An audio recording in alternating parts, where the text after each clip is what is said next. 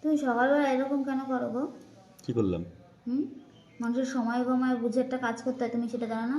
যখন তখন যা খুশি বলো, যা খুশি করো, এমনভাবে করেছো যে আমার কষ্ট হয়ে মানে কষ্ট লাগে, ঠিক আছে? কি করেছি আমি? কি করেছো দেখাবো দেখাবো? হুম দেখালে তো নিজের মান সম্মান থাকবে না। তুমি তো নিজেই বললা। সময় নাই গমায় নাই, তুমি ইচ্ছা তো কর। না না, তুমি তো নিজেই বললা সকাল সকাল একটু লাগিয়ে দাও একটুখানি। একদম মিথ্যে কথা বলবে না, হুম ঠিক আছে? ওনার লাগাতে গিয়ে বেশি লাল হয়ে গেছে ওই জায়গাটা, তাহলে সেটা তুমি বলো না। তুমি ভালো করে করতে পারো না? যে কাজ করবা মন দিয়ে করবা, ঠিক আছে? যে কোনো কাজই হোক না কেন। কথাটা বলে নি, তারপরে ক্যামেরা সে মানে আলতাটা করবো। বলো এবার থেকে। তো যাই হোক, তো দেখো সকালবেলা আমি এখন স্নান টান করে বসে গেছি আলতা পরতে। তো আমার বরটা এতটাই খারাপ, এতটাই খারাপ, ঠিক আছে? এতটাই খারাপ যে যখন তখন যা খুশি বায়না করে। তো আমাকে বললো চলো চলো চলো, আমি বললাম ঠিক আছে চলো। তো যে গিয়ে এরকম করবে সেটা আমি বুঝতে পারিনি। তো কথাটা হচ্ছে দেখো, এমনভাবে করে কেউ যে যে কাজটা যেই কাজই হোক করার পরে যদি ভালো না লাগে বা কষ্ট হয় তখন মাথাটা গরম হয়। তো তেমনি একটা কাজ করতে গেলে সেই কাজটা কোনোভাবেই ঠিকঠাক করতে পারে না।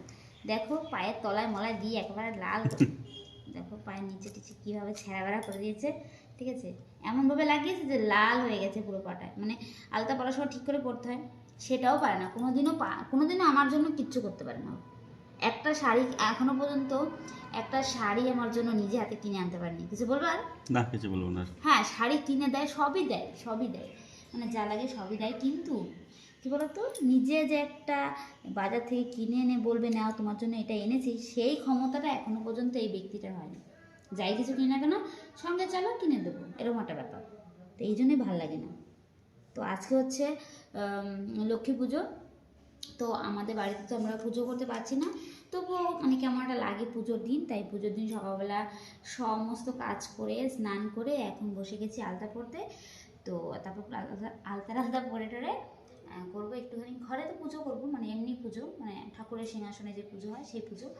তো তার জন্য একটু আলতা পরে নিচ্ছি, ব্যাস এইটুকুই। আর কিছুই নেই আজকে আমাদের বাড়িতে, কোনো আলপনা নেই, কিছু নেই, কিছুই নেই। প্রত্যেকের বাড়িতে কত সুন্দর আলপনা দিচ্ছে, কিন্তু এবছর তোমরা তো সবাই জানো এবছর আমরা পুজো করতে পারছি না বলে।